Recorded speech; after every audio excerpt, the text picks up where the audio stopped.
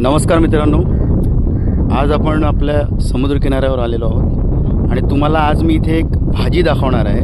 ती खरंच सोन्यापेक्षाही दुर्मिळ झालेली आहे. तुम्ही पाहू शकतात माझ्या हातामध्ये ही जी भाजी आहे ही समुद्रकिनाऱ्यावर मुबलक स्वरूपात उगवलेली असते. तुम्हाला मी आता ती दाखवतो.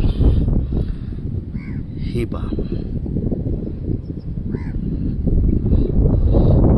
ही ज्याप्रमाणे आपल्या रानभाज्या असतात त्याप्रमाणे ही समुद्रभाजी आहे आणि अतिशय चविष्ट, चांगला न्यूट्रिशन व्हॅल्यू असलेली ही भाजी आहे. तुम्ही कदाचित ट्रेनमध्ये किंवा बाजारामध्ये या भाजीला काही लोकांना विकताना पाहिलं असेल, काहीकांनी खाल्लीही असेल. ह्याला आमच्या गावठी भाषेमध्ये, देशी भाषेमध्ये डायला असं म्हणतात. तुम्हाला याचं नाव माहिती असेल तर नक्की कमेंटमध्ये सांगा. ही भाजी अशा प्रकारे समुद्रावर उगवली असते. हा समुद्र किनारा आहे आणि तुम्हाला दाखवतो मी अजून एक दोन ठिकाणी ही भाजी कशी उगवलेली आहे ते. ही पाहू शकता.